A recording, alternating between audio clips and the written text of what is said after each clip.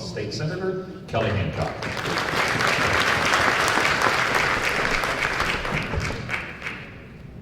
Thank you, thank you.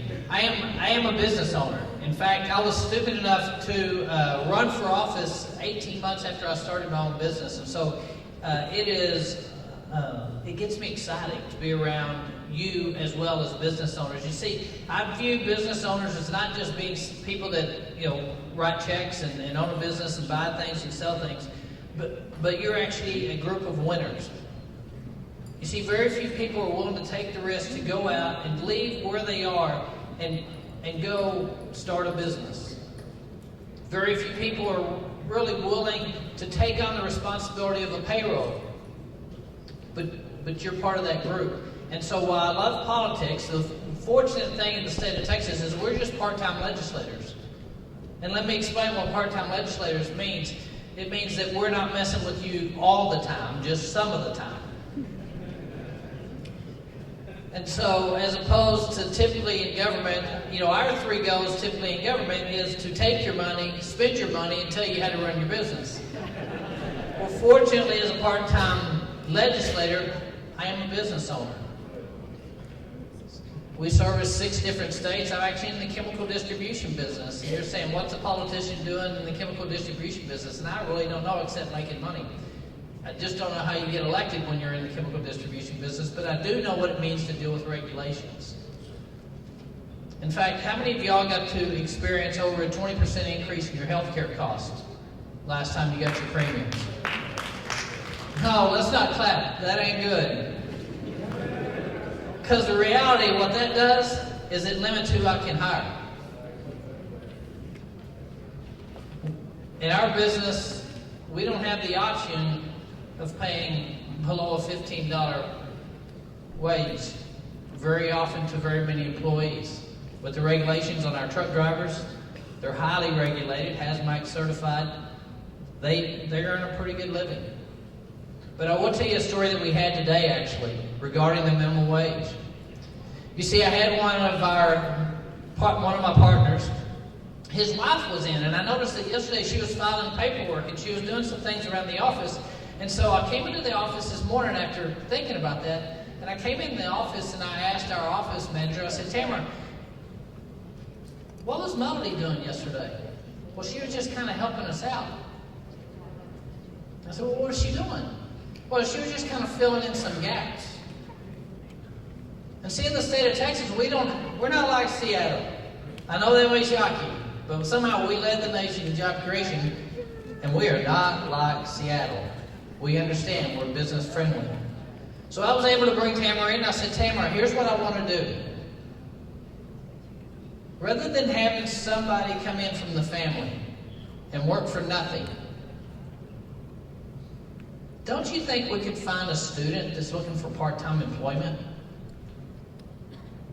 Don't you think we could find either a high school student or a college student nearby that we could help? That we could bring in and say, we just got some menial work to do, but we can put some money in your pocket. Now, I'll be honest with you. If somebody in the government were to tell me what I had to pay that individual, and I had to pay them $15 an hour,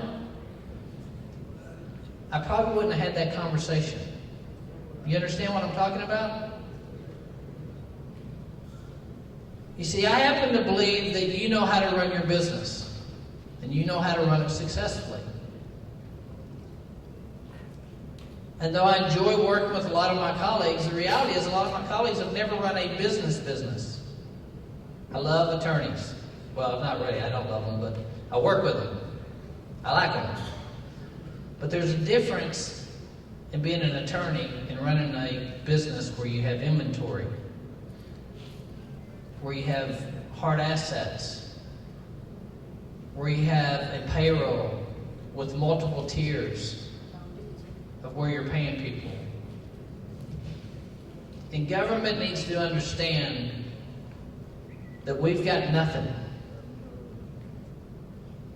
We got nothing. except what you provide. And it's what you provide that gives us the ability to have roads for transportation, water for your hotels, and schools for your children to be educated in. But too many of us in government forget that we have nothing. It's yours. And we're simply the stewards that you elect to invest that wisely and to leave as much as possible with you. Because one thing I've found in my 20 plus years in government roles, from school board up to the Texas State Senate, is that when it comes to investing $1, that you do a much better job of it than any government. That's local, that's state, and it's certainly federal. And so as someone who's in the Texas Senate with the responsibility to make sure that we have roads, make sure we have waters, make sure we have a strong education system, let me tell you, thank you for contributing to that cause. Your business, your profit is greatly appreciated by those traveling our highways, by those staying in your hotels in the state of Texas, but you need to bring more here, and by those children that we're able to educate because of you. Thank y'all very much.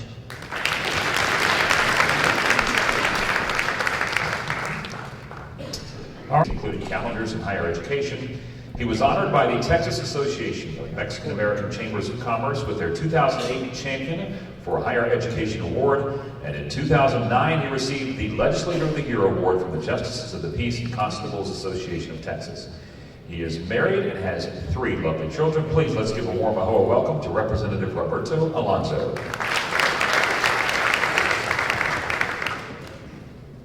Good evening. First, let me share some good thoughts and then some other thoughts. First of all, let me thank you for the invitation to be here with you today for this 2014 North Texas Regional Conference of the Asian American Hotel Owners Association. Let me also congratulate you on celebrating your 25th anniversary this year. With that in mind, and equally important, the fact that your organization is currently one of hospitality industry's most respected and influential organizations is commendable. Also commendable is the fact that you represent, as has been said, 12,500 member hotels own more than 20,000 properties, amounting to more than 40% of all the hotels nationwide. Finally, I applaud all your AOHA members who employ nearly 600,000 American workers, accounting for $9.4 billion in payroll annually. Those are certainly excellent statistics you should all be proud to promote, particularly in these times of continued economic strength and workforce stability for all Americans, especially Asian American and other Americans, minorities, and cause is important to all of us. I also want to thank you for the work that you provide through the economic impact of travel, through jobs, through the Texas hotels, through international travel, and through the gross national product. Let me tell you, I've heard the stories, I've heard the thoughts, I've heard your encouragement, and I too join with your leadership in encouraging, first of all, for you, all of you, to be involved. I've been a state representative 16 years. 16 years. 16 years. I'm 57 years old, although I don't look 57. Right? It's probably because of my looks. But I'll tell you this, in that experience, it is important what you've been told today. You must be engaged, you must be involved. You must help your leadership in making sure that your story gets told. In Austin, we have over 5,000 lobbyists that come and talk to us. And people say, how can you handle it? Well, it's not we, it's us. People have to hear your story, and by you being involved, that story is heard. So I congratulate your leadership, and in addition, I want to thank you. As has been said, you help collect the taxes that help our kids, educate our kids. You help, as has been mentioned, to make sure we get the funds for transportation as they travel to your hotel. You help in making sure we get the money for water that we have to provide. It's because of you that we have that money. We don't want to tell you what to do, but we get asked as legislators. As one of my pastors said, give unto God what is God, and to Caesar what is Caesar's. Through this government that we have to provide that leadership and your help. The other thing I was asking as part of your leadership was this. Because of you, and the vehicle that is used through your hotels to collect fees, we created these stadiums, these centers, these things that provide more reasons for people to come to our area. So with that, I also congratulate. Lastly, I want to tell you, we talked about Texas. And I want to tell you my version of how important Texas is. You ready? Okay, here we go. I'd like to tell the story that the reason the President of the United States got elected was because of Texas. You ready? You ready? It's a little bit different than, just hearing statistics, so I'm going to tell you a story. 40 years ago, Texas farmers... On the Dallas City Council, he serves on several council committees, including economic development. He is the chair of the Budget, Finance, and Audit Committee. He is big on community service and currently serves on the board of the Metro Dallas Homeless Alliance and the National League of Cities Committee for Youth. He received his BBA in Banking and Finance from North Texas University, and he received his postgraduate degree from Bank Administration Institute School of Banking at the University of Wisconsin. His greatest achievement, though, is he has been married to his wife, Patty Ann, for 34 years, and they have two great kids, Katie and Christy. So please, let's give a warm welcome to Councilmember Jerry Allen. I tell you, there's a lot of energy in this room. There's a lot of energy in this room. On behalf of the mayor of the city of Dallas, the 13 other Dallas City Council members, myself, and I'm going to go ahead and say the citizens, the 1.3 million citizens of Dallas, thank you, thank you, thank you. The mayor, council, a lot of people, the convention bureau, work hard to go out and bring people to this great city. We want them to live here. We want jobs to come. We want tourists to come. Well, where do they put their heads on pillows at night when they come? Each and every one of y'all. Y'all the one that puts a smile on their face, makes them want to come back. So when I say thank you, I mean thank you. I'm going to say this is a little different. I wasn't going to talk about the PAC. You're exactly right. That PAC is so important, I can't tell you. The ones that raised your hand, thank each and every one of you for doing that. And then getting out and getting with those elected officials face to face, developing those relationships, because guess what? The other folks are out there. As we speak, we were talking about a livable wage. Well, guess what? We just had a poverty task force. What did they recommend? Livable wage. Well, Dallas City Council started to look at that. Okay? But that's where then, so we're, they're there talking to us. That's where y'all come into play, and your leaders come into play. That second voice that comes in, that voice of reasoning that comes in. Today, This holds a very important position, and all of you deal with his issue, at least at a minimum on a yearly basis. I want to welcome up to the stage Fire Marshal Herb Cavanaugh. He joined the Carrollton Fire Department in 1999 and spent 10 years on shift. In 2009, he moved into the fire prevention as an inspector. He currently is the arson investigator as well as a fire inspector. These two assignments comprise the bulk of his day-to-day activities. However, he is a member of the North Texas Fire Investigators Association, and he is the president of the Fire Prevention Association of North Texas. He enjoys being an active member of every organization. He is married and has 3 children, all elementary school age. So let's give a warm welcome to Herb Cavanaugh.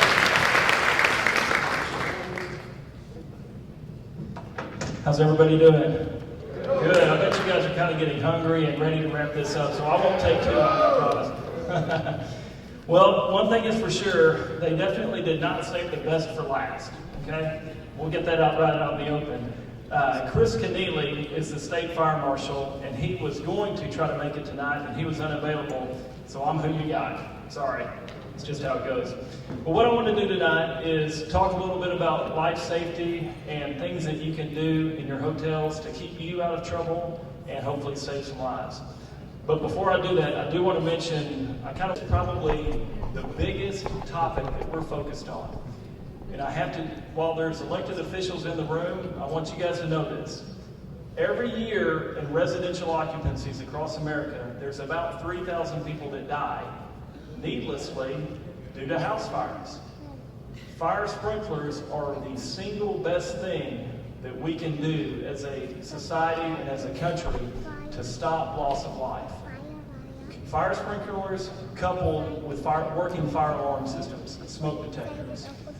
There is an initiative called the Texas Fire Sprinkler Initiative, and it is working its way through the state legislature right now.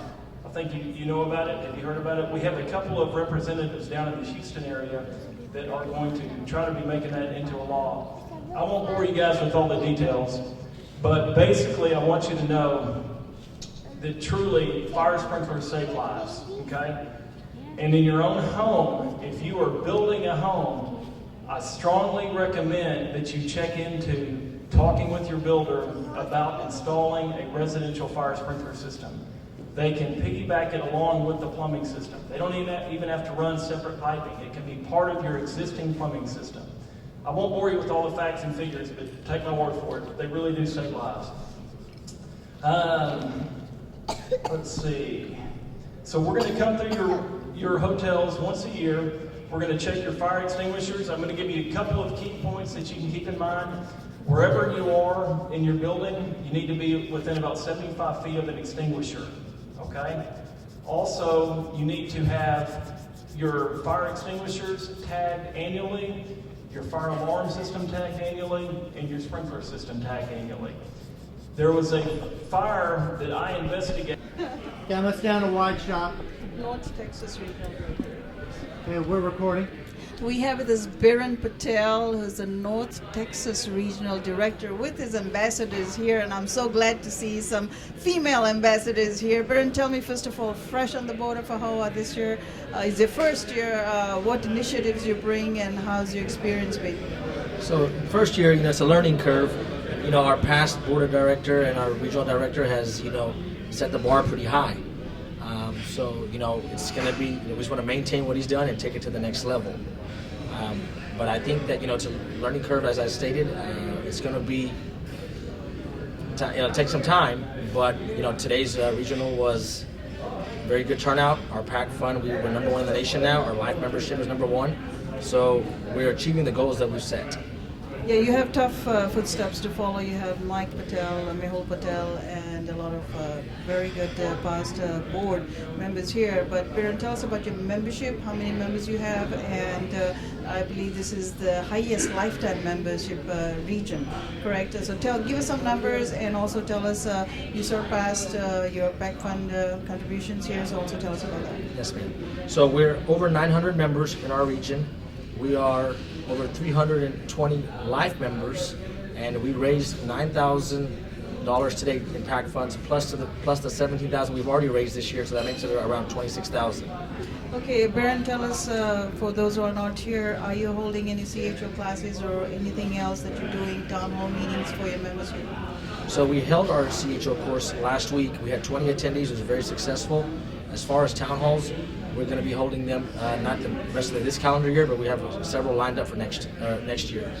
Okay, and Mayor, you are the ambassador here to tell us all these ambassadors at your disposal. Tell me how you helping your board member. This is my second year as an ambassador, one under Mehul and one under Biren, and I've been setting record numbers with both. We have a great team together, and to break Oklahoma's PAC fund record was a great accomplishment today, and I'm very proud to be serving under Biren.